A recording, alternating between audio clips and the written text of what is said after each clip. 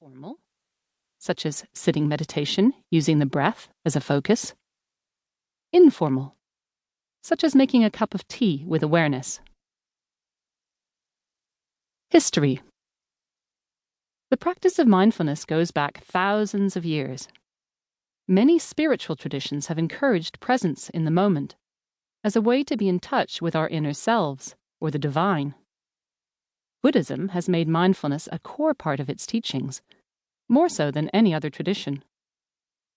Buddhist thinkers have taken great interest over the centuries in the way the human mind works, developing methods of training the mind to be more present, focused, and aware. The practical techniques used in current mindfulness training come largely from the Buddhist tradition of meditation, along with elements drawn from the more body-oriented Indian discipline of Hatha Yoga. Since the 1960s, the political situation in Asian countries like Vietnam and Tibet has sent Buddhist teachers into exile in the West, where they've taken up the challenge of teaching new audiences.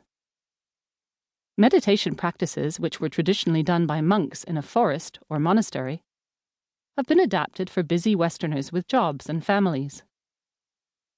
Influential Buddhist teachers have included the Japanese Zen teacher, Shunryu Suzuki, the Vietnamese monk Thich Nhat Hanh, the visionary Tibetan Chogyam Trungpa, and of course the well-known Dalai Lama, spiritual leader of Tibet. But you don't have to be religious, become a Buddhist, or believe anything particular to practice mindfulness. Since the 1970s, mindfulness training in the West has developed into structured, secular courses which are increasingly accessible. Mindfulness has spread like wildfire in the public consciousness. In 1979, the American Jon Kabat-Zinn created an 8-week course at the University of Massachusetts Medical School to help people with difficult conditions such as chronic pain, AIDS, and cancer.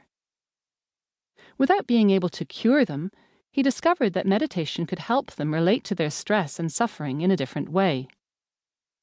This course of mindfulness-based stress reduction, MBSR, is now used around the world, not only for people with illness, but for many thousands of participants simply wanting to find a way to deal with the normal daily difficulties of life and to enjoy life more fully. In the 1990s, mindfulness took its next quantum leap into the world of mental health and psychotherapy, when 3 leading clinical psychologists from the UK and Canada developed mindfulness-based cognitive therapy, MBCT, as a treatment for people with a history of recurrent depression. MBCT is very similar to MBSR, with more emphasis on how to work with the negative thinking which can lead to depression. Mindfulness has begun to sweep through the profession of psychotherapy, leading to other new therapies like ACT, acceptance and commitment therapy. And many therapists now offer it to their clients as part of their toolkit for mental health. In this book, we'll introduce many of the practices and ideas which are used in mindfulness courses like MBSR and MBCT.